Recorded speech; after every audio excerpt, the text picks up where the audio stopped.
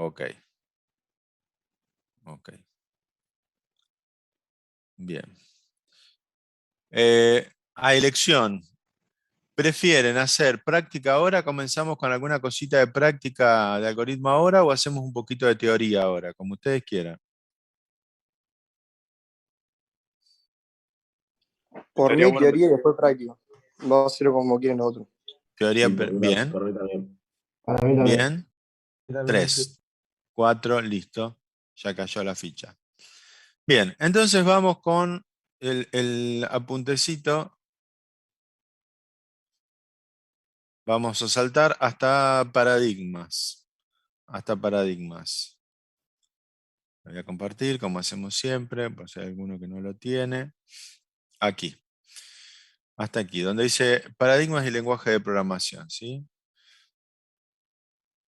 Ahí les estoy mostrando el ejemplito de repetir hasta, el de la clave de acceso a la oficina de la gerente. E inmediatamente sigue esta teoría que es paradigma y lenguajes de programación. ¿Lo tenemos? Fíjense, es cortito. ¿Sí? ¿Está? Sí, profe. Ok. Sí. Vamos entonces. Ahí. Completamos entonces la teoría con lo siguiente. Paradigma y lenguajes de programación. De acuerdo a lo que ustedes me pueden llegar a decir, de lo que estudiaron, de lo que leyeron, de lo que saben, de lo que escucharon, ¿qué es un paradigma?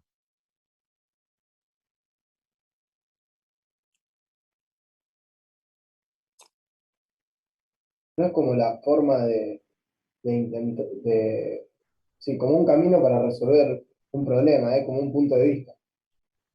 Un punto de vista más que un camino para resolver. Un punto de vista, una manera, un marco referencial desde donde abordar una situación, de donde comprendemos una situación. Eso me gustó como punto de vista. ¿Algo más?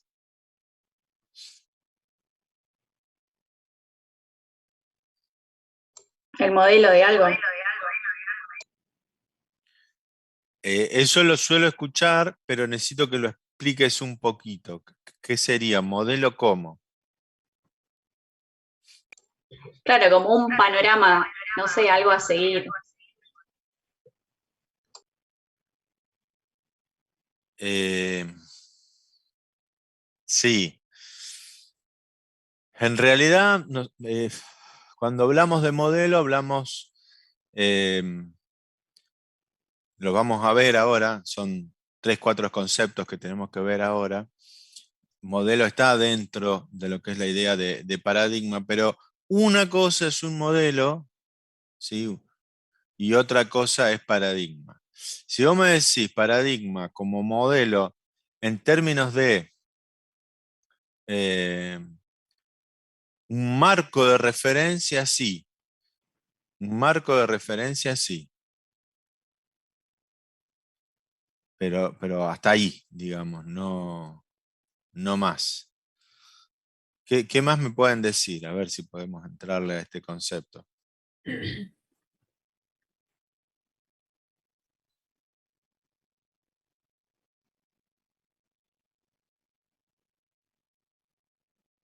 ¿No?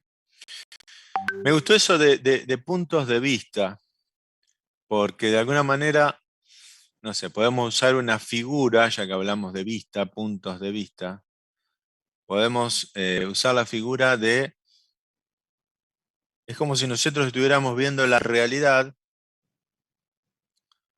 los hechos, con distintos pares de anteojos. Es decir, si me pongo unos con aumento, por ejemplo, de mucho aumento, me pongo unos de color amarillo, con el vidrio rojo, me pongo unos de sol, o sea, como si fueran distintos pares de anteojos que yo me coloco para ver el mismo hecho, para ver lo mismo.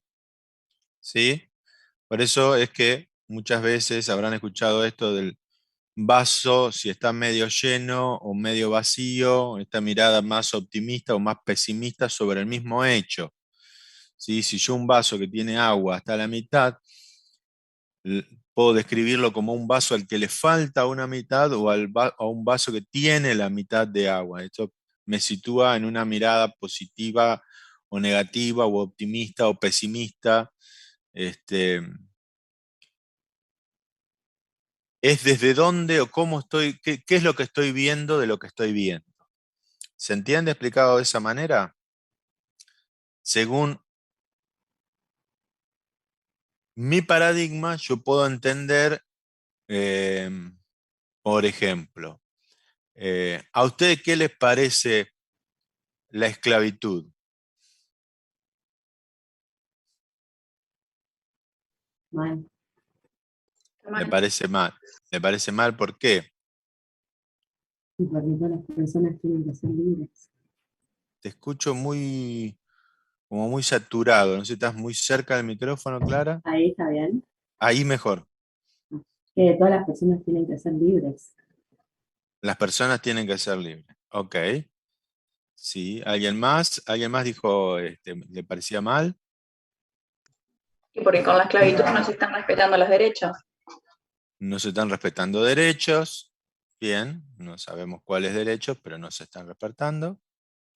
¿Qué más?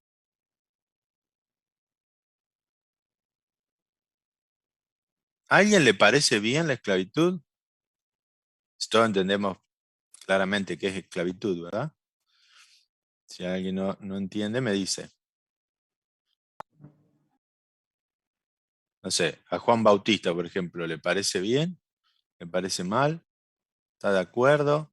A mí me parece mal, pero Me también no parece dije mal. nada porque para mí también es porque restringe la libertad. Mucho, restringe mucho la libertad, ¿no es cierto? Al punto Claro. de no haber libertad. Ok, esto lo decimos hoy, 31 de agosto del 2021. Si esto lo decíamos en la época, qué sé yo, precolombina, por ejemplo, ¿qué pasaba con la esclavitud? Todo válido. Era normal. Era normal, era aceptada, era algo que por lo menos el grueso de la población, salvo lo que eran esclavos, el grueso de la población le parecía que es normal, bien, qué sé yo. Estos muchachos acá que tienen este color, y bueno, sí, son esclavos, son de mi propiedad y hago lo que quiero. ¿Sí? Saben que estoy exagerando, como me gusta a mí, hago una mala dramatización solo para mostrar el punto. Entonces, el paradigma de aquella época me decía que el mismo hecho de tener una persona esclavizada era aceptado, estaba bien, eh, las personas eran propiedad de otras personas, los hijos que tenían esas personas esclavas también eran propiedad y eran nuevos esclavos, etcétera, etcétera. Hoy nosotros decimos, no, eso está mal. Es más, vamos más allá y decimos, nunca estuvo bien, siempre estuvo mal. Entonces, lo que quiero mostrar aquí es mismo hecho mirado desde dos paradigmas diferentes. ¿Sí? Yo con este conjunto de conocimientos, con esta experiencia personal y social, con este ambiente que me rodea, acá donde estoy situado, miro esto, miro ese hecho y lo interpreto de una determinada manera y lo entiendo de una determinada manera, lo abordo de una determinada manera. ¿Se entiende entonces la idea de paradigma?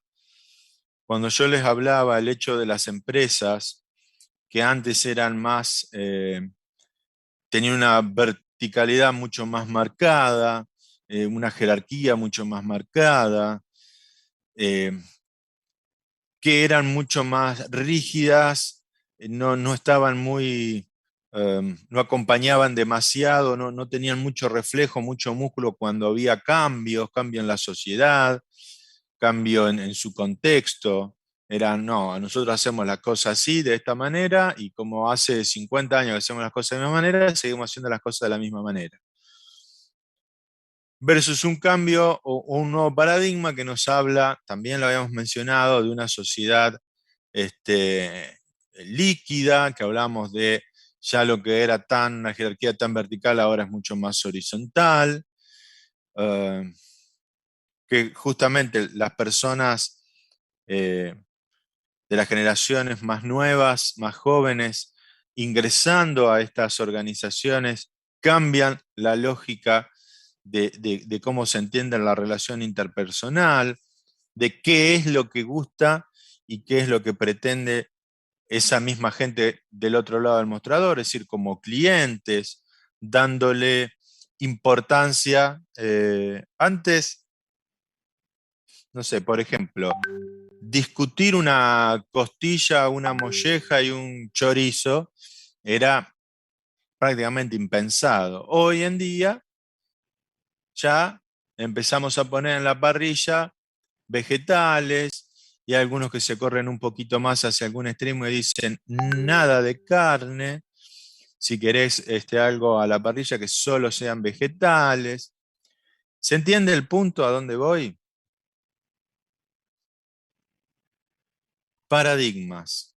Este conjunto de ideas, de conceptos, de manera de entender una realidad, que pueden ser unos para mí y otros para Juan Sermoneta, por ejemplo. ¿Sí? Sí. Ok, perfecto. Como estoy con primer año, voy a cerrarlo a esta introducción de la siguiente manera.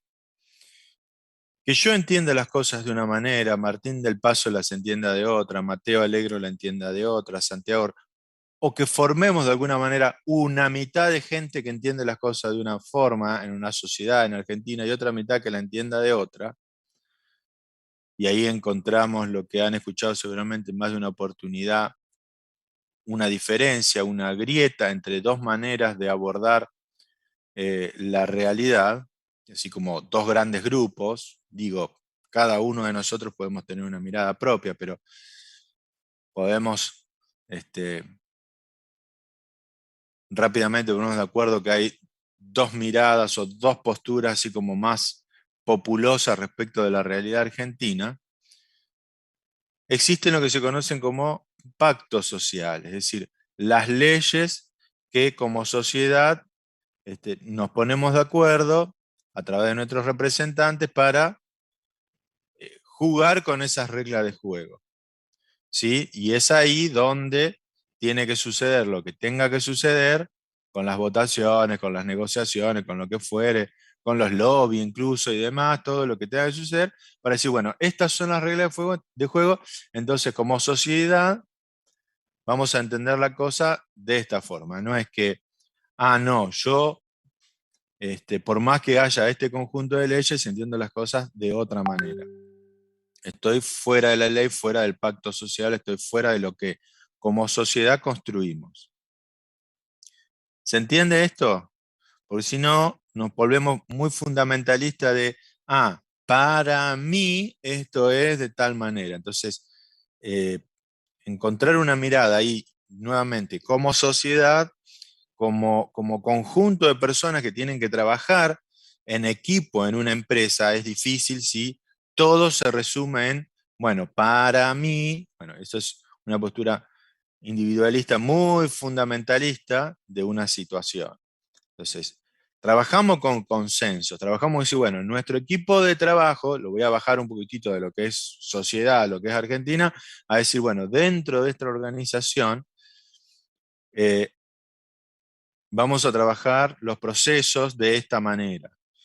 Vamos a abordar los problemas de esta forma. Tenemos nuestras propias marcos de política, nuestras estrategias, nuestros protocolos. Si queremos cambiar eso, bueno, debemos trabajar en ese sentido y decir, bueno, mira, hay otra forma, es esta, lo puedo demostrar, te lo puedo mostrar, acá están los resultados, entonces todos adoptamos esta nueva manera de trabajar. ¿Sí? Eso es avanzar o si quieren evolucionar, bueno, hay alguien que se le ocurre una nueva manera de hacer las cosas, está buena, bueno, hagámoslo de esa forma. Esto es bueno que ocurra en las sociedades en general, si quieren dentro de una universidad, dentro de una facultad, dentro de una carrera, en una organización. ¿Sí? Pero no es que me mando a hacer por mi lado, porque a mí me parece, y no, esta es la forma en la que yo hago las cosas y se terminó. Entonces, encontramos allí, de alguna manera, cómo lidiar con esto de que hay tantos paradigmas, es tan plural la situación como personas. ¿Se entiende a dónde voy? Sí, Si no, trabajar dentro de una organización realmente sería un caos. Es decir, bueno, no. En un momento tenemos que decir, esta es la forma de trabajo y esa es la forma de trabajo. Ok, gracias, Juan Shinji. Entonces, con eso en mente digo, paradigma es este conjunto, este marco referencial desde donde yo estoy observando, desde donde abordo una determinada situación. Yo soy un hombre de 51 años con una determinada historia, desde lo personal, desde lo afectivo, desde lo académico, desde atravesado por una serie de experiencias, voy a entender un hecho desde ese lugar. No lo puedo abordar como una niña de 5 años que recién empezó preescolar. ¿Se entiende? Entonces, digo esto porque va un poquitito más, me tomo estos 5 minutitos porque va un poquito más allá de lo que es eh, informática, comprender acabadamente lo que es paradigma. Lo que no solo es una postura en un tema, sino es mucho más grande. ¿Mm? Mucho más grande. ¿Cómo usamos esta idea de paradigma en informática? A ver, para definir el concepto de paradigma y entender desde otra perspectiva los lenguajes para programar, porque solo veíamos allí una herramienta, un instrumento que nos permitía convertir algoritmos en programas.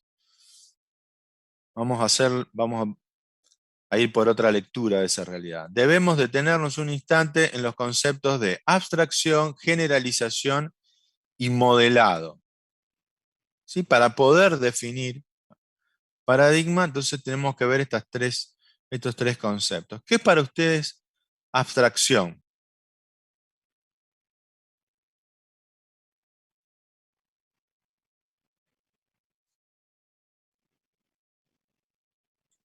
A mí me suena como a dos cosas. Me suena como abstracción de abstracto y abstracción de abstraerse un tema, puede ser, de no opinar de un tema o de mirarlo de afuera. Bien, entiendo las dos acepciones. El hecho de decir que algo es abstracto o yo correrme, abstraerme, salirme de esa situación. Me abstraigo, casi como me abstengo, más, más para ese lado. Entiendo. ¿Alguien más?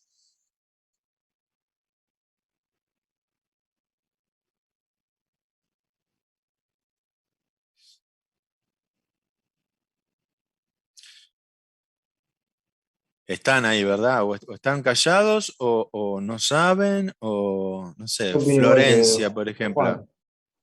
Ok. Florencia, Me suena más cuando hablan de una pintura o algo así. ajá. ¿Y qué ves ahí? Dale, me interesa. Vamos por el arte. Algo que no lo entendés, que, no sé, cada uno tiene un punto de vista distinto. Ajá, me permite un punto de vista distinto. Hay que cuidar Y eso, esa garganta, esa voz. sí. Virginia, contame, ¿qué es para vos abstracción?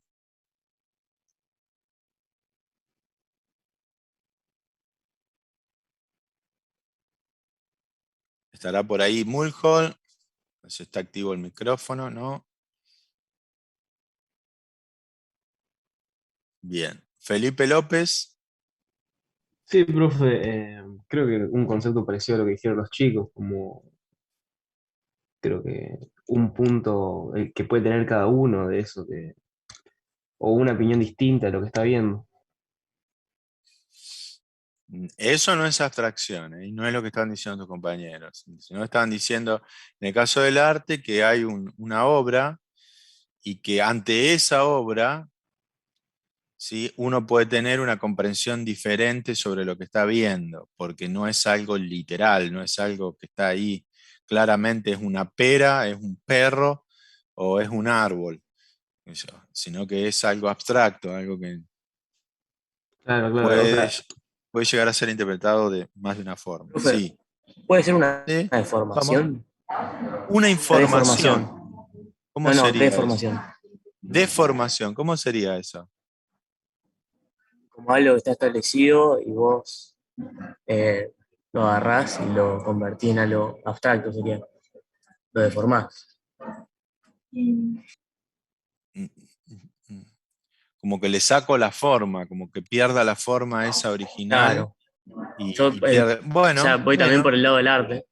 Sí, puede, va por ahí, hay algo allí, hay algo allí, hay algo allí. Pregunto, al mundo a lo mejor que nos pueda resultar más cercano a nuestra experiencia, por lo menos la de usted en los últimos 20 y pico, 18 años. ¿Un número qué es?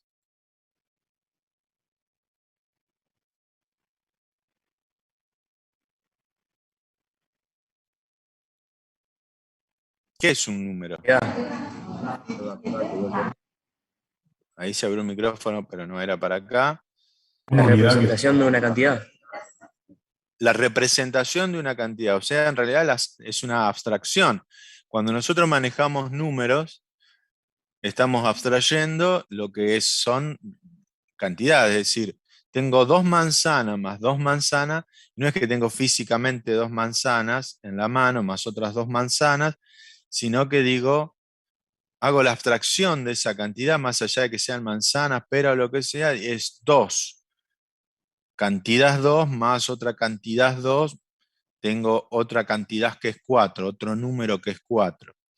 Entonces, manejar números es abstraer, ¿sí?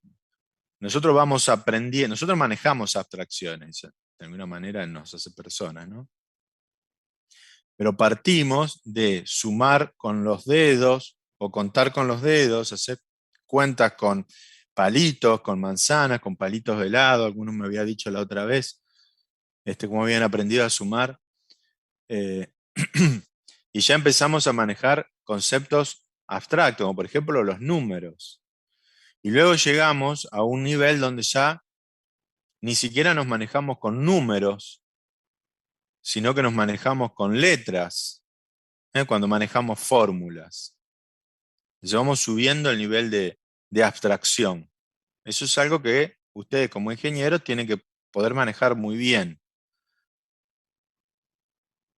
Es más a tierra poder comprender las cosas cuando hay un ejemplo concreto. Es decir, muchas veces ustedes nos piden, bueno, y un ejemplo, profe, ¿cómo sea? Para poder comprenderlo desde ahí. Pues si no nos manejamos en el mundo, sobre todo de la teoría, con abstracciones. ¿Sí? Encaminamos un poquitito entonces la idea de abstracción. profe, ¿no suena un poco aislar también como algo, un concepto así para pensarlo de cierta manera?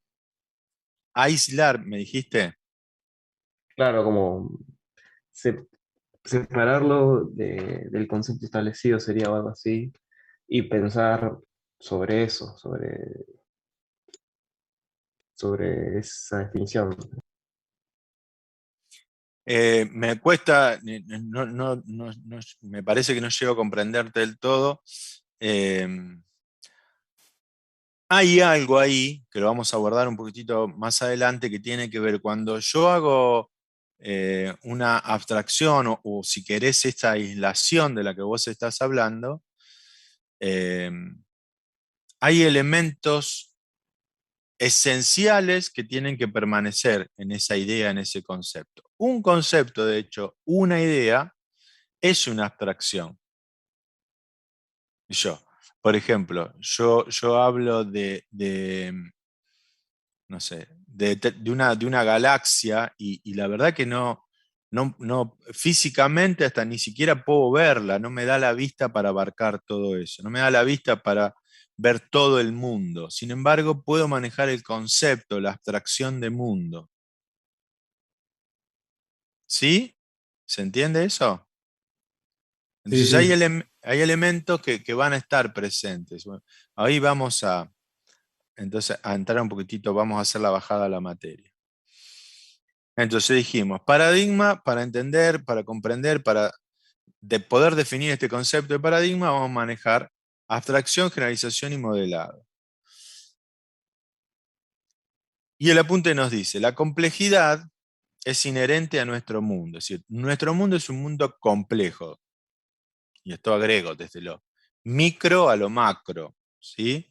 A nivel celular, a nivel galaxias, como decía antes. Si se pretende conocer algo acerca de nuestro mundo, justo me está pisando acá, acerca del mundo, es impensable lograrlo sin la habilidad de abstraer. El concepto de abstracción es una de las principales ideas de la teoría de la programación en el proceso de solución de problemas. Es decir, cuando estoy frente a esa pintura, un arte abstracto, yo proyecto sobre esa obra una idea, me imagino una determinada cosa. La comprendo en términos de abarcativos de la palabra comprender para poder manejar esa idea, para poder manejar esa obra. Cuando los problemas son muy grandes y complejos, porque vivimos en un mundo complejo, para poder trabajar sobre ese mundo, para encontrarle soluciones a problemas en ese mundo, tengo que poder abstraer, tengo que poder manejar la capacidad de abstraer. Entonces pienso en términos de recursos, pienso en términos de requerimientos, me imagino una herramienta, un ciclo de vida, por ejemplo, que me permita, eh, si lo voy cumpliendo en distintas etapas, voy cumpliendo con esas distintas etapas, luego a obtener un resultado. ¿Se entiende entonces? Necesito mi habilidad de abstraerlo, en este caso todas las tenemos, pero lo más desarrollada posible para programar. Si yo no me puedo abstraer de las manzanas, no podré hacer un programa que me permita sumar, no importa si son manzanas, camiones, sillas o figuritas de Saracay. ¿Sí? Abstraer, el primero de los conceptos. Luego, generalización. ¿Qué entienden por generalización?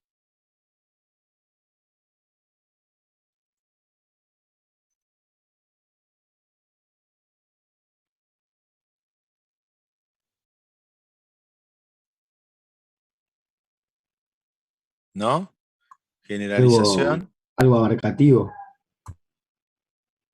Abarcativo, sí. Abarcativo Que incluye varias cosas.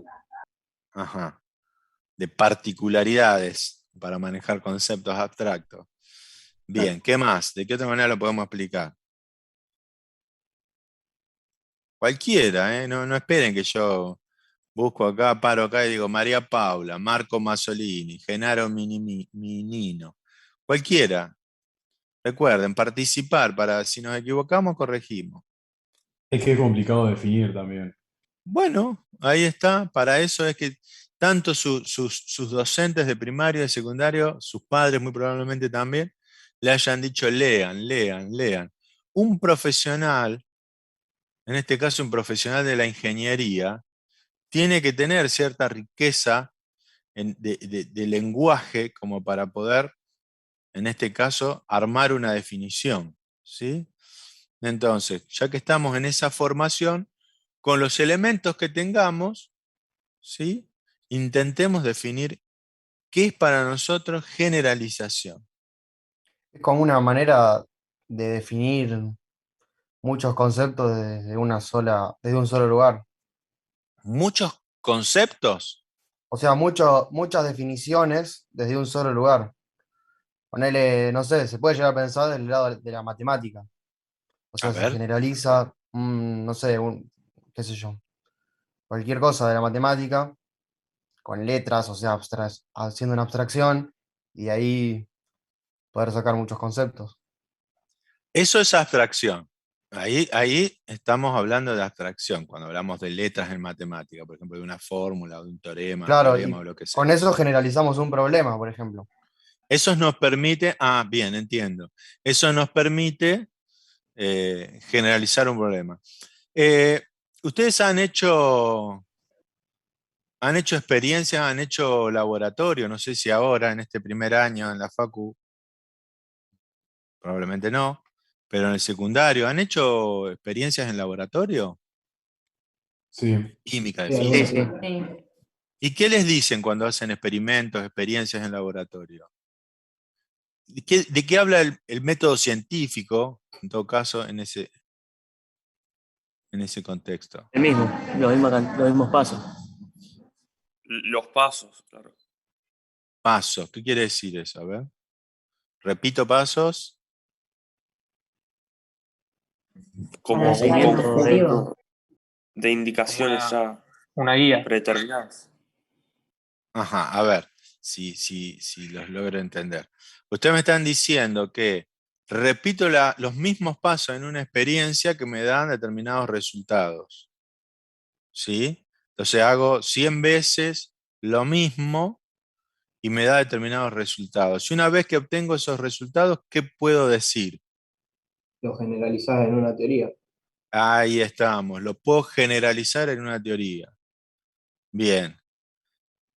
Entonces, yo observo una cierta cantidad de particularidades, digo, en este escenario, con estas mismas condiciones de campo o de laboratorio, se me dan estos resultados, entonces digo, bueno, cada vez que sucede esto, así, puedo generalizar, digo, siempre va a pasar esto. ¿Escucharon alguna vez la frase,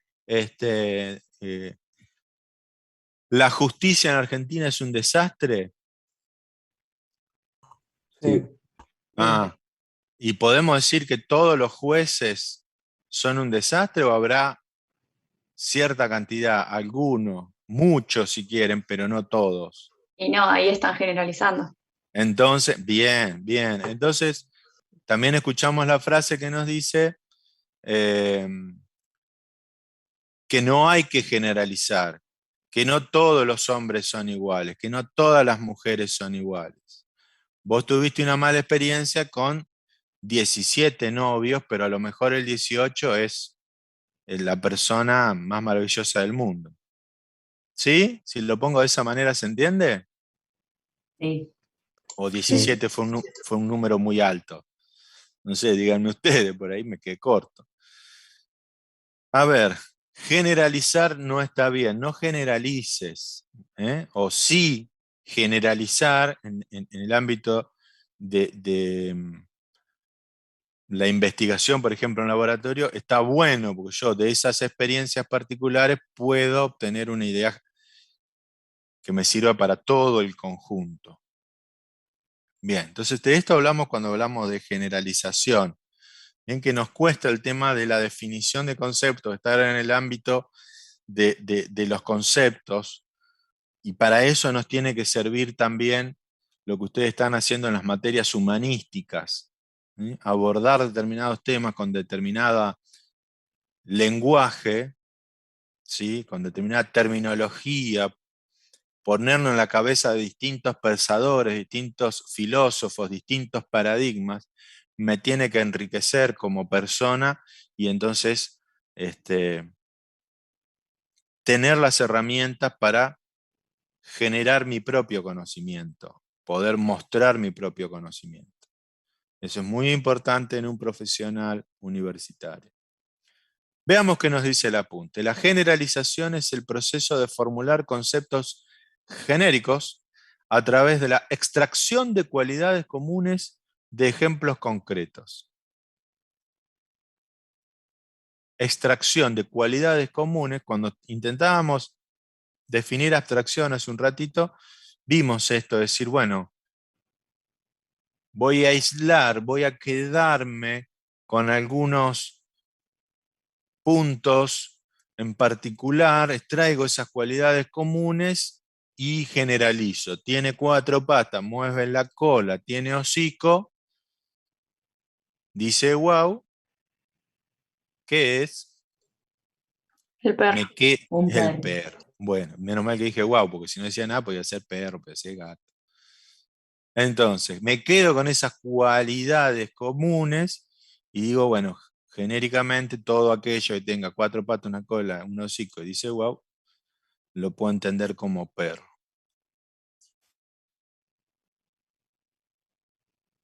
Cuando buscamos soluciones a problemas que se nos presentan, intuitivamente hacemos uso de nuestra capacidad de abstracción, como vimos antes, y de generalización. Es medio como, esto me cuadra, me cierra, esto ya otra vez lo solucioné de una determinada manera. Esto es parecido a este otro problema, tiene estas características, entonces es como muy parecido o igual. A ver, pruebo entonces, para mí lo podemos resolver, tengo esta receta que me permite resolverlo de esta forma. Lo voy a comprender, lo voy a abordar desde este lugar porque creo que esta herramienta, esta forma, esta secuencia de pasos me va a permitir resolver esa situación. Ya pegamos entonces abstracción y generalización. Empiezan a complementarse al momento de buscar soluciones a problemas. ¿Hasta ahí entendemos? ¿Hasta ahí estamos bien? Vamos bien. Sí, profe. Sí. Ok, bien.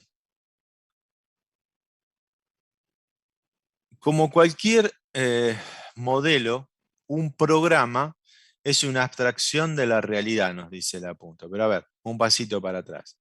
¿Qué es un modelo?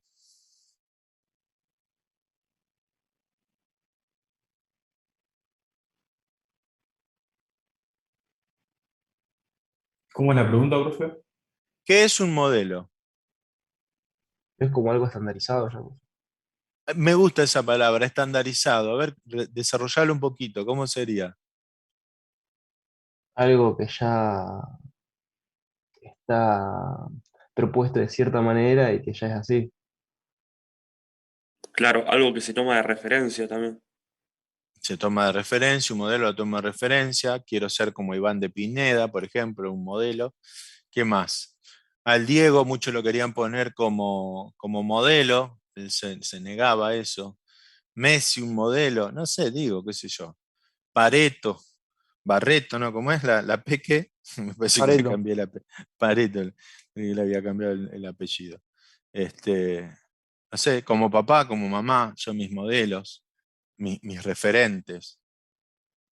Como un Ah, modelo a seguir sería algo que como un querés modelo llegar. hace claro. Tengo ahí una idea, casi hasta como objetivo en ese caso. Es decir, voy para allá, quiero llegar a eso. Como aspiracional también, puesto desde ese lugar. Entonces está más o menos, tenemos una idea de lo que es un modelo. Una idea, no quiero decir que sea eso, pero más o menos construimos allí lo que es un modelo. ¿Estamos ahí?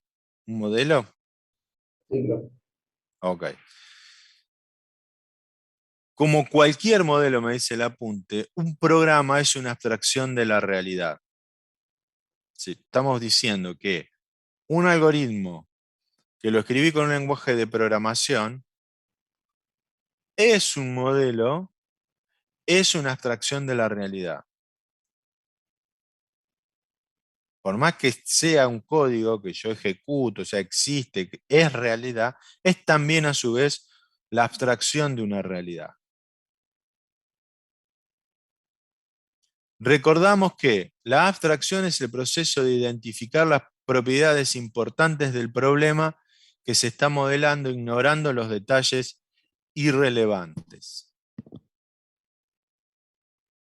Entonces, fíjense cómo empiezan a jugar estos tres conceptos, empiezan a complementar para formar la idea que comenzamos a trabajar en un principio. Paradigma. Tenemos que hablar de abstracción, de generalización y de modelo. Acá voy a poner una notita al margen y voy a preguntar, ¿por qué creen que está bueno trabajar con modelos? El modelaje no sé, en ingeniería, particularmente lo que es la ingeniería de sistemas. ¿Por qué está bueno trabajar con modelos? Supongo que muchas veces simplifica los procesos. Ajá. Reduce el margen de error. de dónde querés llegar. Idea previa, sí, simplifico, ¿qué más? Como que ya está Reduce Reduce el probado. margen de error. Eso. Reduce margen de error, está probado, tengo un modelo. Ajá, ajá. ¿Qué es un modelo a escala?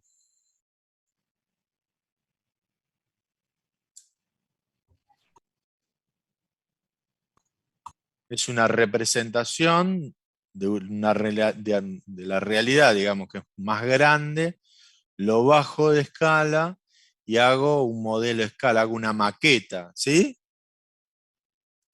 Sí. Sí. Los modelos tienen una característica y es que me permiten simular situaciones, me permiten hacer pruebas. Yo no subo a un aprendiz de piloto de combate a un avión de combate para que haga sus primeras horas directamente arriba de un avión de combate, por lo peligroso, por lo caro, peligroso para su propia vida y de terceros, etcétera, etcétera. Lo pongo en una cabina, en un modelo a escala, y que empiece a probar ahí. ¿Sí? Un modelo me permite sacar conclusiones, probar cosas en un ambiente seguro. Me permite achicar costos. Los ingeniería industrial que le gusta el tema de la optimización de costos. Manejarme con modelos me permite achicar costos cuando estoy probando algo. ¿Sí? Entonces, esta notita al margen que les quiero poner modelo también, léanlo, entiéndanlo desde ese lugar. Muchas veces nos ayuda a crear la maqueta, crear el modelo a escala, o también, si quieren, un modelo electrónico, ¿sí? Para probar allí una teoría. Digo, estoy creando esto, bueno, creo que va a funcionar si hago esto así, así, así. Lo pongo, lo simulo en un modelo, y luego, una vez que pulí sus características, pulí qué es lo que va a entrar, cuál va a ser el comportamiento, etcétera, etcétera. Piensen, no sé, en un modelo matemático eh, para la previsión del clima, por ejemplo, también. Lo puedo hacer en una computadora. Entonces, el hecho de brindar lo que considero un dato útil, una información, decir, bueno, mañana llueve, mañana va a haber sol, mañana hacer ese pronóstico lo hago a partir de un modelo de clima que tiene sus características. Entonces, como verán, podemos usar modelos en muchas situaciones y está bueno y es positivo usar modelos. Me permite simular, me permite achicar costos, achicar brechas de riesgo, ¿sí? Me permite hacer capacitaciones previo a la realidad. Eso también son modelos. Eso también es una dimensión, si se quiere, de lo que implica un modelo en este contexto. ¿Se entiende esa parte de modelo? Sí, profe. ese Sí, sí. costado, ese. Ok, bien. Entonces, ténganlo presente para su carrera. Lo importante es que trabajar modelos y esta posibilidad que me da de simular. Nosotros en sistema, por ejemplo, teníamos toda una materia que era modelos y simulaciones. Hacíamos las dos cosas, generábamos modelos y generábamos las simulaciones.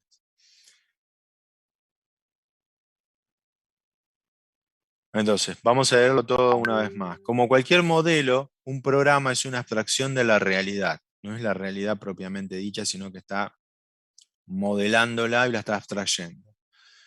Recordamos que la abstracción es el proceso de identificar o de identificación de las propiedades importantes del problema que se está modelando, ignorando los detalles irrelevantes. Cuando nosotros pensemos en la metodología cascada. Cuando nosotros trabajamos en la metodología cascada, primer ciclo de vida, teníamos que hacer lo que se conocía como un relevamiento detallado, un relevamiento exhaustivo. ¿Sí? No habíamos comprendido cabalmente cómo usar la idea de modelado. Queríamos anotar, registrar todos los detalles, tener todo claro, todo, para poder avanzar a la etapa siguiente. Después comprendimos con las metodologías que seguían, incremental, y ni hablar con la de metodologías ágiles, que no era necesario detenerme e invertir tanto, o en ese caso gastar tanto tiempo en tomar nota de la realidad, porque me bastaba con un modelo, me bastaba con una generalización, con una idea aproximada, porque en realidad lo que yo quería es hacer algo nuevo, no replicar lo que hoy estaba sucediendo. Lo que hoy estaba sucediendo lo voy a dejar de lado para instalar una nueva solución. ¿Sí? Esto es un proceso que nosotros en la disciplina transcurrimos. Eso también formó parte de dejar un paradigma que era más bien la manera clasicista de trabajar, la manera más tradicional de trabajar, más industrialosa, y pasar a otra manera de trabajar, ya más de cara al siglo XXI. ¿Se entiende esto? ¿Lo pueden conectar entonces con lo que trabajamos con ciclos de vida? ¿Los recuerdan?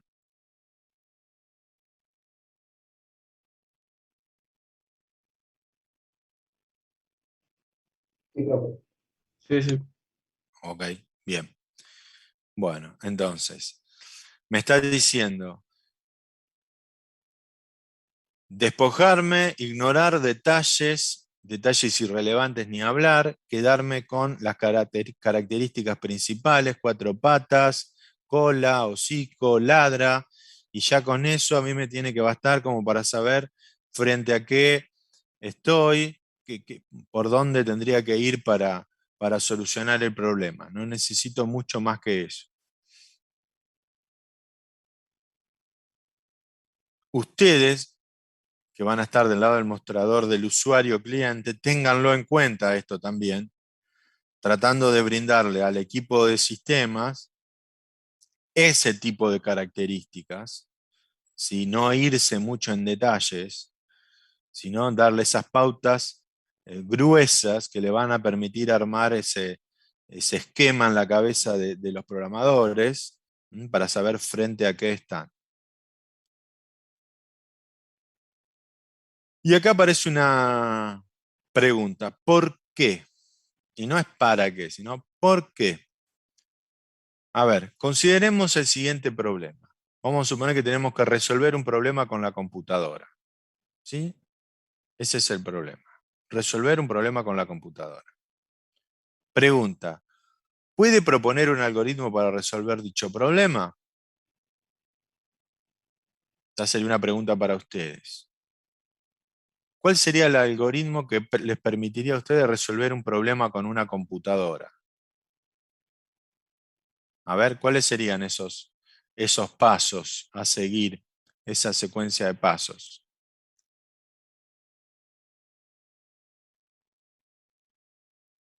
Hasta allá. 10:15. ¿Sí? ¿Se animan a decirme algunos pasos? Primero, identificar el problema. ¿Sí?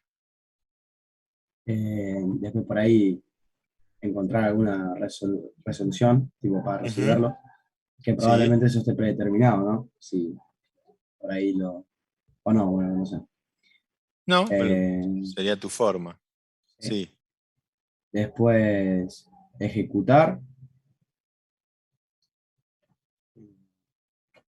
Bien. No sé, tirar la compu. Tomamos hasta ahí. Acá en el apunte nos dice que luego de pensarlo un rato, ¿sí? Yo les di poco tiempo, unos segunditos, luego de pensarlo un rato, podríamos proponer la siguiente solución algorítmica genérica para el problema planteado. Recuerda el problema, resolver un problema con la computadora. Ni dice cuál ni nada. Resolver un problema con la computadora. Entonces el algoritmo que podemos diseñar para resolver un problema con una computadora sería, primer paso, entender el problema. Lo habías dicho. Entender el problema.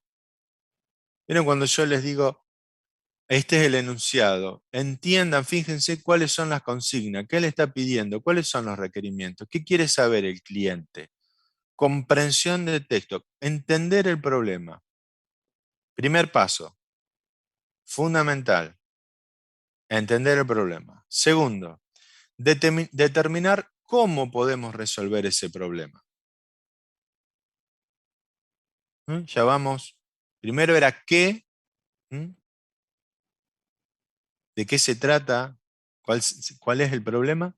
Luego, cómo podemos llegar a resolver ese problema. Tercero, determinar cómo puede resolverlo la computadora, porque una cosa es que yo diga, lo que tenemos que hacer es ABC, y después la computadora lo puede hacer, no lo puede hacer, entonces también ahí habría que ver cómo haría la computadora para resolver ese problema. Primero me imagino una solución yo, y después cómo hago para que la computadora haga eso.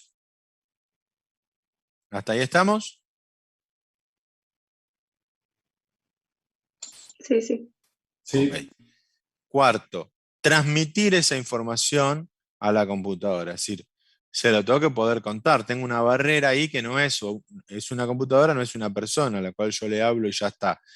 Tengo que bajar esa idea en términos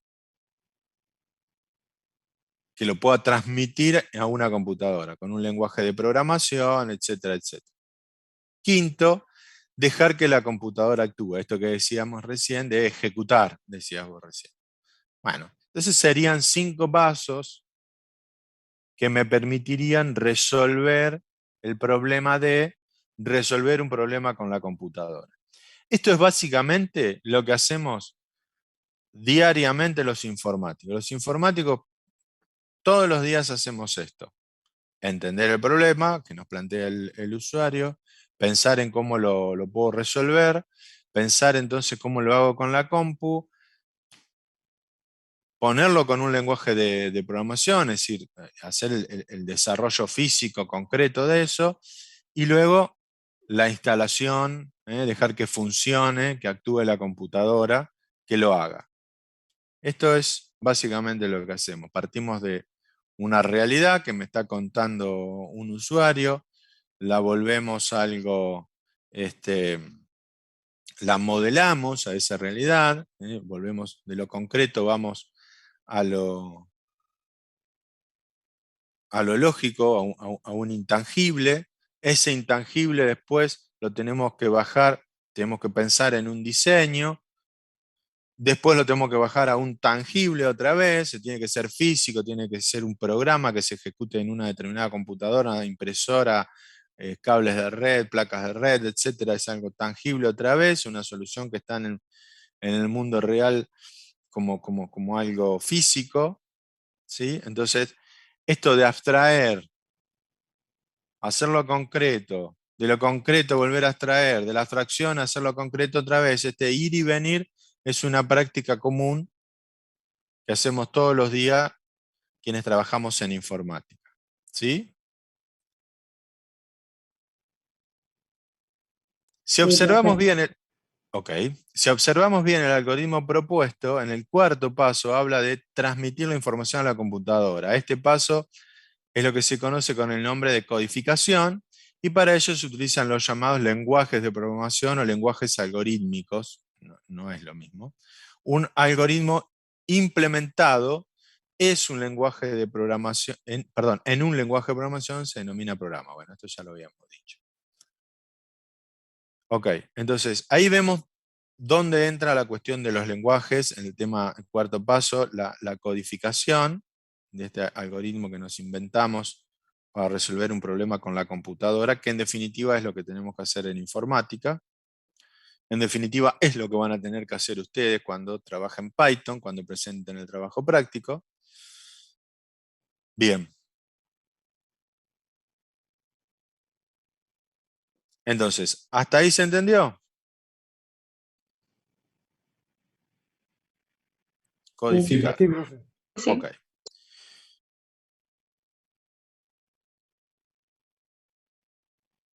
Existen diversos paradigmas de programación, es decir, distintos estilos de programación, y nosotros vamos a trabajar, nos vamos a concentrar en la estructurada. Ese paradigma, los algoritmos se constituyen utilizando las estructuras básicas que vimos con anterioridad, secuencial, selectivas o condicionales, y las repetitivas. ¿Sí? Nosotros nos vamos a parar en ese paradigma, en la programación estructurada. Entonces, desde ese lugar,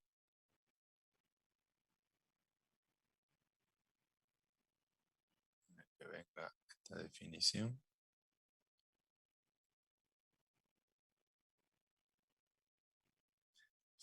Desde ese lugar, les digo, vamos a tener escenarios. Recuerdan ustedes el ejemplo, les digo, el escenario es el de pintar una habitación. El requerimiento es que hay que pintar una habitación y tienen dos herramientas, una brocha y un destornillador. ¿Cuál usan? La brocha. Me va a servir, va a ser más eficiente, más rápida que pintar con un destornillador. Entonces hay una elección de qué herramienta de acuerdo a mi contexto. Cuando voy a hacer programación pasa exactamente lo mismo. Puntualmente programación, ¿sí? Ya no solo hablamos de darle solución a requerimientos donde tengo que armar una planificación, diseño, etc. Sino puntualmente lo que es programación, también tengo distintas herramientas. Tengo distintos paradigmas que me brindan distintas herramientas. Por lo tanto, puedo abordar la programación, la codificación, con un set de herramientas diferente de acuerdo, yo puedo elegir de acuerdo al escenario, como les dije antes, será más oportuno trabajar con un conjunto de herramientas de programación o con otro conjunto de herramientas de programación. Una de ellas es la programación estructurada. Dicho así, ¿se entiende? Sí, sí, se entiende. Bien. Definimos paradigmas. Se refiere a la modalidad con la cual los desarrolladores, y programadores, analistas y diseñadores dan solución a uno o varios requerimientos. En este sentido, representa una manera particular de ofrecer soluciones. Es el marco referencial que hace al abordaje del proyecto. Bueno, ahí tienen una definición más puntual. ¿Sí?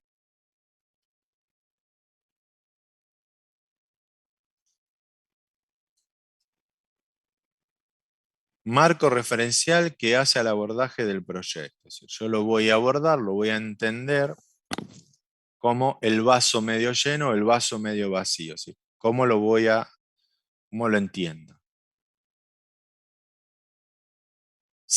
Y eso me permite entonces meter mano en mi mochila y sacar distintos paradigmas.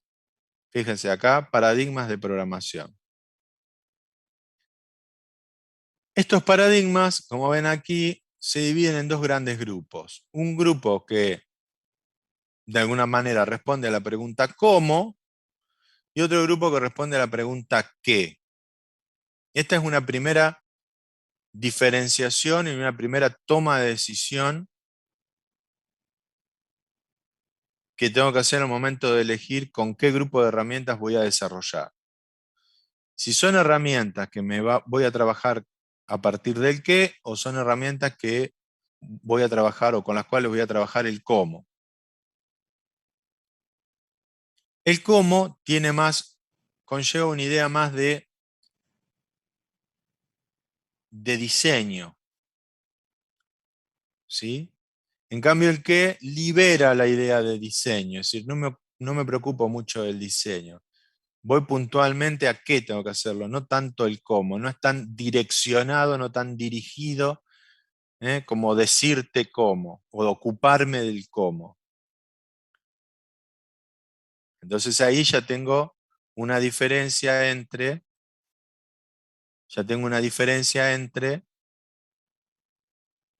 qué elegir. De acuerdo a lo que tengo que resolver, de acuerdo al escenario que tengo, de acuerdo al tipo de problema que tengo, el personal con el que cuento, el tiempo con el que cuento, los recursos, presupuesto, tengo que elegir. Voy por el cómo, voy por el qué. Dentro del cómo encuentro una manera de trabajar que es imperativa. Por lo tanto, estos son, en rojo, los paradigmas. Procedural es un paso a paso. Estructurado, que es por módulos. Recuerdo, nosotros vamos a trabajar con el estructurado, entonces vamos a trabajar módulos. El procedural, que fue el primero de todos, el primer paradigma de todos, el paso a paso. Cuando yo terminaba la programación, no tenía módulos, sino tenía como un gran plato de fideos donde hay secuencias que empiezan en un lado, se entrelaza, terminan en otro, se mezclan con otra que empezó en otro lado. Trabajar un código, trabajar programación de esa forma, era solamente para el que la había creado. Funcionaba y una vez que funcionaba prácticamente no la tocábamos más porque era una maraña, era una madeja de tejido, de lana, que por dónde está el comienzo, dónde el final, se mezcla, tocaba una cosa y peor, la enredaba de otra manera. Entonces, es una manera de trabajar, forma parte de un paradigma, el procedural, el paso a paso, pero hoy en día, francamente, dejada de lado. Solamente yo la podría recomendar cuando se trata de procesos chicos, muy chicos, donde es muy fácil darse cuenta qué es lo que estoy resolviendo. Se le dio paso luego a la programación estructurada, el paradigma estructurado, que es con módulos, entonces ahí ya voy armando cajitas. Y cuando hay cajitas, a mí me resulta más fácil ordenar, ver la jerarquía, ver la forma de relacionarlas, qué parámetro pasa de un módulo a otro, con qué parámetro le responde. Es mucho más sencillo de comprender por fuera de quién lo está escribiendo en ese momento. Luego tenemos la programación o paradigma dinámico. Acá ya hablamos de subproblemas, dividimos el problema mayor a un subproblema, atacamos un subproblema. Hablamos de soluciones superpuestas, de subestructuras óptimas. Es una manera de trabajar que existe, pero no es muy utilizado en el mercado. Así como tenemos el procedural, que prácticamente no se utiliza, el dinámico tampoco se utiliza demasiado, muy particular, muy puntual. Y después vienen todos los orientados a. Por ejemplo, orientados a objetos. Python, particularmente este lenguaje de programación que vamos a ver nosotros, me permite tanto programación estructurada, como lo vamos a ver nosotros, como también programación orientada a objetos, donde encapsulo, ¿sí?, comportamientos. Ya vamos a entrar un poquito más en detalle de esto, de orientado a objetos. Orientados a aspectos, también tengo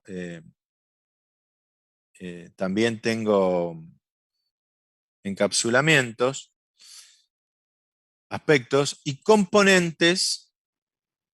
También hay encapsulamiento allí, ahí creo que se entiende mejor.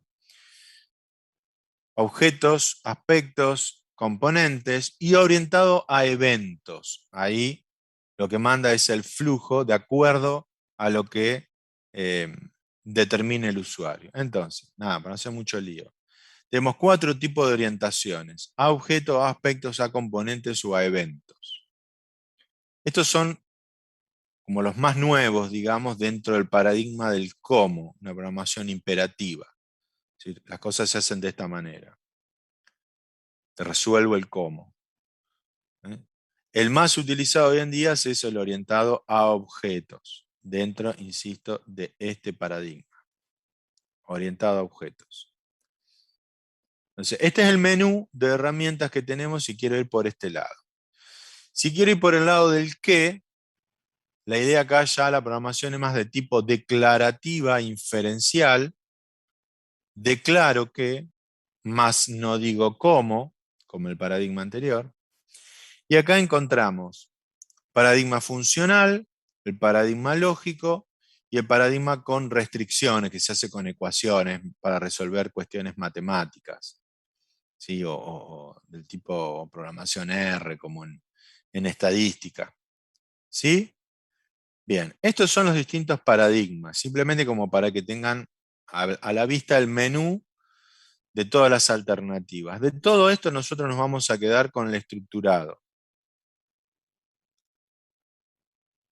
Para programas de gestión, de administración, típicamente de una organización, hoy nos estamos manejando con un orientado a objetos, pero si lo que yo quiero es una programación o un producto más hacia el lado de los celulares, la programación para dispositivos móviles, todo lo que tenga que ver con aplicaciones, las famosas apps y demás, tendría que irme a una programación más de tipo qué, una programación funcional o lógica.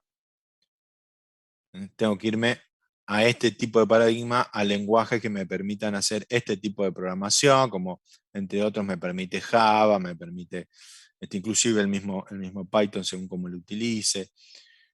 Me permiten este tipo de programación funcional lógica. ¿Ok? Entonces, de acuerdo al escenario, de acuerdo a qué tipo de problema tengo que resolver, qué tipo de respuesta tengo que dar, me imagino, vuelvo aquí arriba, cómo puedo resolver el problema y luego cómo lo voy a resolver con la computadora. Y entonces ahí ya empiezo a pensar en con qué paradigma o en qué paradigma me tendría que parar, qué par de gafas me tengo que poner para abordar la realidad desde ese lugar, y luego entonces ya sí, en la codificación uso ese set, uso ese conjunto de herramientas propias de ese paradigma, propias de ese abordaje de solución. ¿Se entiende explicado de esta manera? Sí, profe. Ok, bien. Hagamos un rápida recorrido de evolución de la programación. Arrancamos con la procedural, como les dije, una diagramación lógica paso a paso. Programación estructurada, similar a la anterior, pero organizada en módulos. La programación orientada a objetos, le dije como el paradigma más utilizado hoy en día. No solamente tengo programación, sino que también tengo análisis y diseño que me conducen cual si fuera un embudo, va a desembocar, si yo hago un análisis y un diseño orientado a objetos, va a desembocar en la programación orientada a objetos. Este es un enfoque de ingeniería de software que modela un sistema como un grupo de objetos que interactúan entre sí. Este enfoque representa un dominio en términos de conceptos compuestos por verbos y sustantivos, clasificados de acuerdo a su dependencia funcional. En este método de análisis y diseño se crea un conjunto de modelos utilizando una notación acordada que la conocemos como UML, el lenguaje unificado de modelado. A ver, bueno, la leo y después trato de... ADO, que es justamente análisis y diseño orientado a objetos, aplica técnicas de modelado de objetos para analizar los requerimientos para un contexto, por ejemplo, un sistema de negocio, un conjunto de módulos de software, y para diseñar una solución para mejorar los procesos involucrados. No está restringido al diseño de programas de computadora, sino que cubre sistemas enteros de distintos tipos. Esto es muy importante. Ustedes como ingenieros, ingenieras, aquí van a encontrar una herramienta, una manera de pensar las cosas diferente, o sea, amplían las herramientas, tienen más herramientas en su mochila para resolver problemas, abordar los distintos lugares. No necesariamente entonces problemas que tengan que ver con que terminen en un producto informático, sino otro tipo de productos o servicios. Sirve para eso también. Las metodologías de análisis y diseño más modernas son casos de uso guiados a través de requerimiento, diseño, implementación, pruebas y despliegue. Ya cuando bajamos al diseño, decimos que es una fase de la metodología orientada a objetos para el desarrollo de software. Su uso induce a los programadores a pensar en términos de objetos en vez de procedimientos cuando planifican su código. Un objeto agrupa datos encapsulados y procedimientos para representar una entidad. La palabrita ahí a recordar es entidad, objeto, entidad. La interfaz del objeto, esto es las formas de interactuar con el objeto, también se definen en esa etapa, en el diseño. Un programa orientado a objetos se caracteriza por la interacción de estos objetos. El diseño orientado a objetos es la disciplina que define los objetos y sus interacciones, entonces, de manera resumida, lo encontramos acá, lo que decía antes, para resolver un problema de negocios que fue identificado y documentado durante la etapa de análisis. Luego viene la programación. A ver, entonces, porque después me voy muy lejos de lo... Después lo retomamos, con otras palabras. En la programación estructurada, el paradigma que nosotros vamos a ver, pensamos en términos de procesos. Por ejemplo, la facturación, la emisión de un recibo de sueldo. ¿Sí? Ese proceso, en términos de el proceso que me va a generar transacciones, me va a generar facturas, me va a generar remito, me va a generar el recibo de sueldo. Pensamos el proceso, la consecuencia es esa transacción, incluso si quieren ese documento. ¿Hasta ahí se entiende? Paradigma estructurado, módulos, procesos, 50 líneas de código que van a representar ese proceso. ¿Se entiende? Sí, Sí, profe. Bien, ¿alguien más? ¿Alguien no entiende?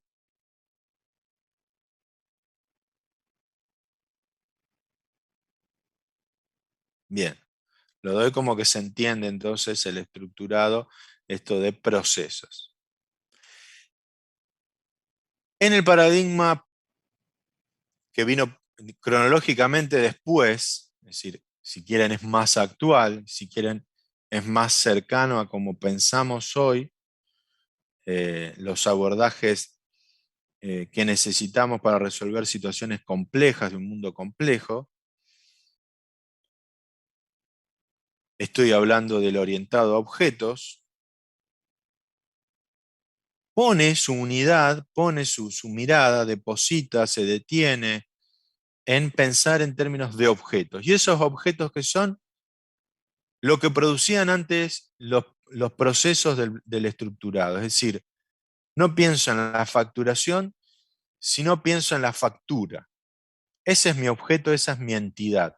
La factura, el remito, el recibo de sueldo. ¿Sí? Ese es mi objeto. ¿Sí? Ese es, si quieren, en términos de lo que decíamos antes, pensábamos en términos de sustantivos y verbos. El sustantivo es el objeto. Y el verbo claramente le da el comportamiento. Es decir, ¿qué va a pasar con esa factura? Y bueno, esa factura se puede emitir, por ejemplo. esa factura, no sé, se puede exportar. Entonces, esos son procesos que puede hacer el objeto, en este caso factura. Pero lo más importante en lo que pienso al momento del análisis, lo que pienso en el momento del diseño, es identificar esas entidades, identificar esos procesos, perdón, esos objetos. Y cuál va a ser la interacción entre ellos. ¿Cómo va a interactuar la factura con el remito? ¿Sí? O el remito con el inventario. ¿Se llega a ver? ¿Se comprende?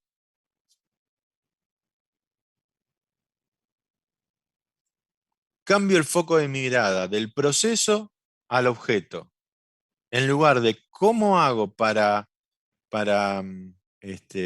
generar ese objeto, generar ese documento, generar esa transacción, ahora me paro en esa transacción, en ese objeto, en ese sustantivo, la factura, el remito. Cambio el foco. ¿Ven cómo aplica lo que decíamos antes de los paradigmas?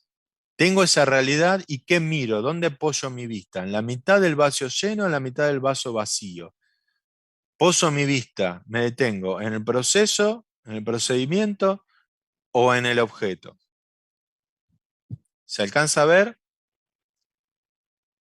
Sí, profe. Sí, sí. Ok, vamos. Es conceptual esto, ¿eh? Ustedes no van a tener que hacer nada de todo esto. Esto es conceptual. Entonces, con que lo entiendan para mí es suficiente en esta materia. La programación orientada a objetos es el paradigma que utiliza objetos como elementos fundamentales en la construcción de la solución. Un objeto es una abstracción, fíjense cómo retomamos un concepto que vimos antes, es una abstracción de algún hecho o ente del mundo real. Por ejemplo, podemos tener la entidad del objeto auto o automóvil. Eso sería un típico objeto en este paradigma, que tiene atributos que representan sus características o propiedades y métodos, los métodos son acciones, que representan su comportamiento o acciones que realizan, ahí lo dice. ¿Bien? Un auto, ¿qué puedo hacer un auto? Y puedo arrancar, puedo andar, puedo frenar, puedo doblar. Esos son todos métodos, son todas acciones que hace el objeto auto. Todas las propiedades y métodos, propiedades en términos de atributos, ¿sí? El auto es rojo, el auto es grande, el auto es, esas son sus propiedades. Y los métodos, lo que puedo hacer, comunes a los objetos, se encapsulan o se agrupan en clases. Entonces, por eso digo, tengo una camioneta, un objeto, auto es otro objeto, una grúa es otro objeto, pero hay cuestiones en común, las puedo encapsular y hablar de una clase superior que son automóviles, por ejemplo. O de una clase puedo derivar en objetos. Entonces, así como tenía, creo que dije grúa, auto y camioneta, puedo decir, qué sé yo, ambulancia.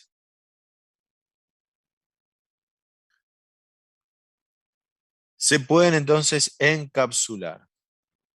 Una clase es una plantilla o un prototipo, es como si fuera un máster, para crear objetos. Por eso se dice que los objetos son instancias de las clases.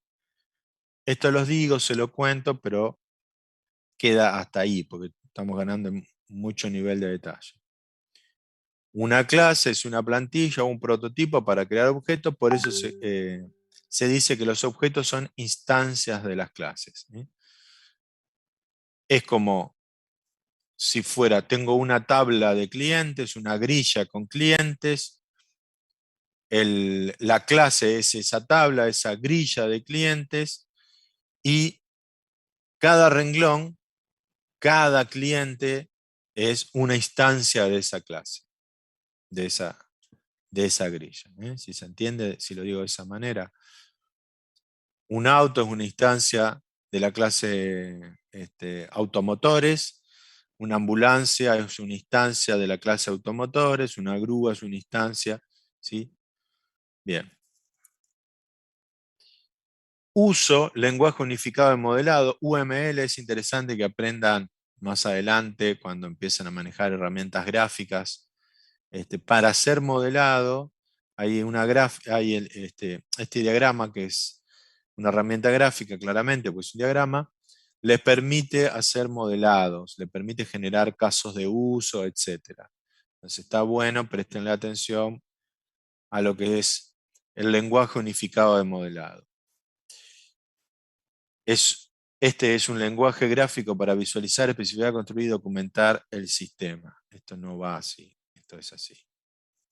UML ofrece un estándar para describir un plano del sistema, es decir, un modelo, incluyendo aspectos conceptuales tales como procesos de negocios, funciones del sistema, y aspectos concretos como expresiones de lenguaje de programación, esquemas de bases de datos.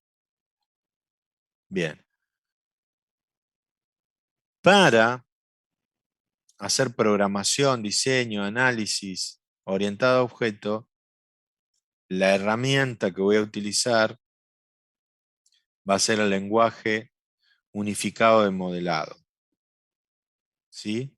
Así como uso, me voy arriba de todo, diagramas lógicos que me permiten contar el paso a paso para el paradigma procedural, utilizo UML para el orientado a objetos.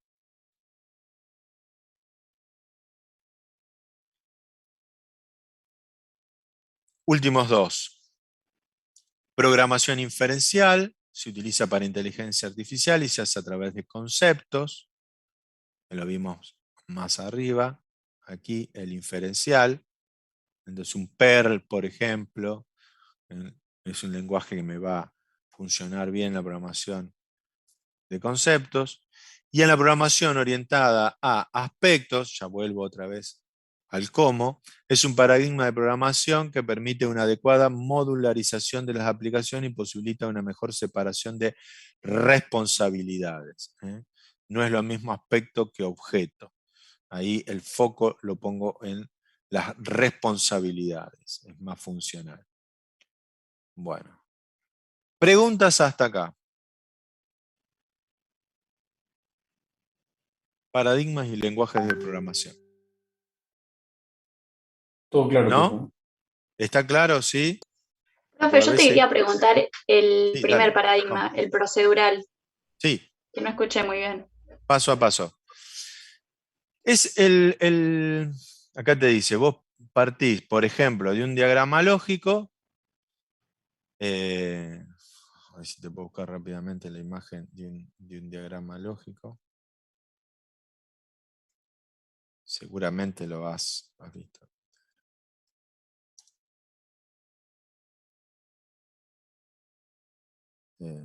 Ejemplo.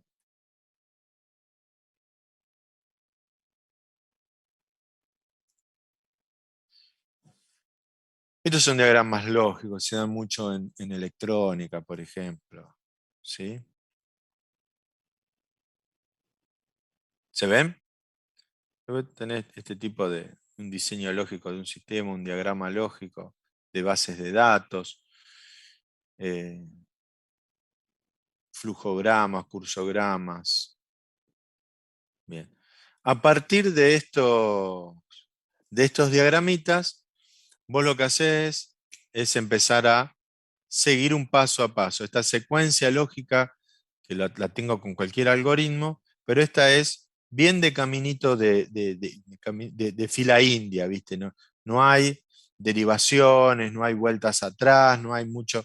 Es bien lineal, bien la consecuencia uno detrás de otro, y no armo módulos. No tengo rutinas, subrutinas, librerías que me auxilien, es decir, un código que ya existe, entonces llamo a ese código. Por ejemplo, no sé, imaginar que estoy en una...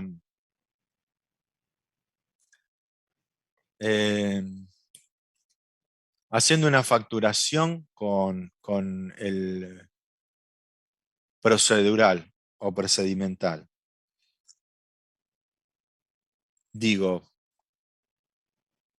cargo quién es el cliente, pero para saber si a ese cliente le puedo facturar o no le puedo facturar, voy a primero verificar que el cliente existe, entonces busco el cliente en mi base de datos, si existe sigo, si no existe digo el cliente no existe. Después digo, bueno, ese cliente me debe o no me debe. Si me debe, digo, a este cliente no le facturo porque me debe. O si tiene un margen de crédito, saber si excedió el margen de crédito o no. Entonces, saber si le puedo vender o no le puedo vender. Luego, a continuación, lo que estaría haciendo es permitirle que elija un artículo. Voy y me fijo si ese artículo existe en stock. Si existe en stock, lo dejo continuar eligiendo más artículos. Cada una de estas cosas que yo te fui mencionando tiene que estar en ese programita paso a paso, ¿sí? En un procedural. Ahora, si fuera estructurado, yo puedo tener toda la secuencia de verificación de cliente que sea un programita aparte, lo que decimos una función, ya lo vamos a ver en Python, o una librería, digamos, un programita aparte. Entonces yo llamo a ese módulo, me contacto con ese módulo simplemente diciéndole el código del cliente o el nombre o el documento del cliente. Le paso ese parámetro y ese módulo se encarga de la verificación del cliente, si existe o si no existe. Es más, si no existe, me puede llamar a otro módulo que me permita darle de alta al cliente. Son, fíjate, 3 módulos diferentes. Donde estoy haciendo la facturación, donde verifico si existe y la posibilidad de darle alta al cliente. Si ya existe o le di de alta, continúo y ¿qué era lo otro que dije? Saber si el cliente tenía deuda. Entonces voy a otro módulo, ya con el código del cliente, y digo, a ver, este cliente, este código, ¿me debe, no me debe? Y si me debe, ¿cuánto de crédito le queda? ¿O superó el límite del crédito? ¿Es moroso? ¿Tiene un plan de pago y no lo está pagando? Entonces, hago toda una verificación que tiene que ver con lo económico en otro módulo. Eso sería por módulo, ese sería el estructural. En el anterior, en el procedimental o procedural, todo esto sucede en la misma secuencia de programación. No tengo conjunto de líneas o módulos por separado a los cuales puedo llamar como si se tratara, de hecho se trata, digamos, de una rutina separada. Todo se da en el mismo programa. ¿Explicado así se entiende? Sí, perfecto, gracias. Ok, Sí. ok, bárbaro. Para cerrar, y ya nos vamos a un descanso para luego hacer un poquitito de práctica. Y ahí, por lo que estaba viendo, también estamos cerrando, porque los otros temas están en rojo y decidimos no darlos acá, que tienen que ver con entornos, de uso de variable, concepto de variable. Eso lo vamos a ver directamente cuando entremos en programación. Entonces ahí estaríamos cerrando ya la unidad 1.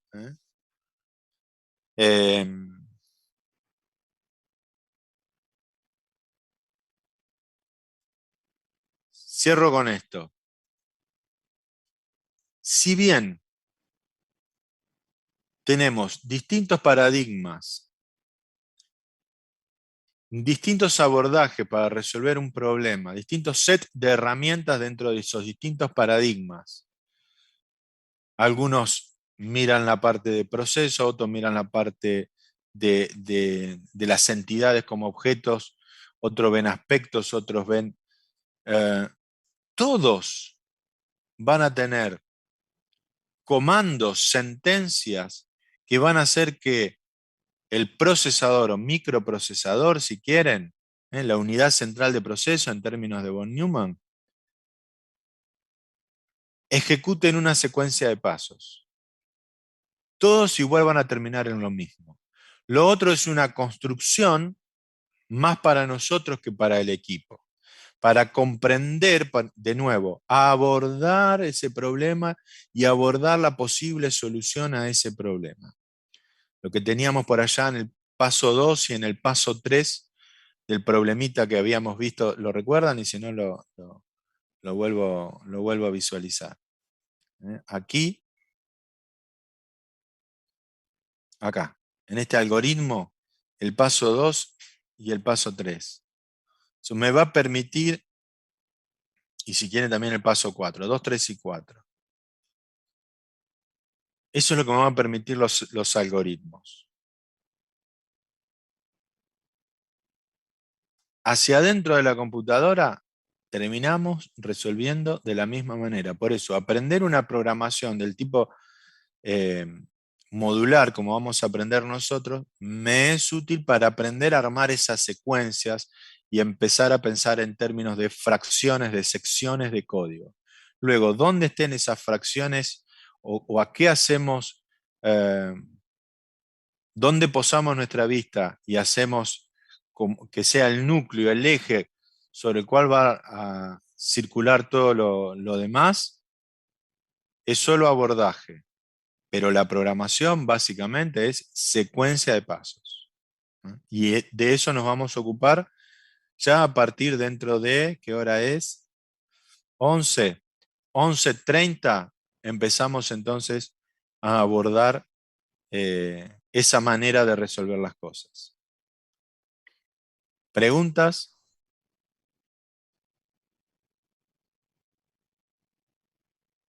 No, profe. No, ¿Estamos profe, bien? genial. Estamos bien. Aprovechen a preguntar, después en los exámenes ya es tarde, aprovechen ahora. Ok, nos vemos en 30 minutos. Dale. Tranquilo, Dale, despejan el profe. escritorio porque vamos a trabajar resolviendo enunciados. Dale. Ok.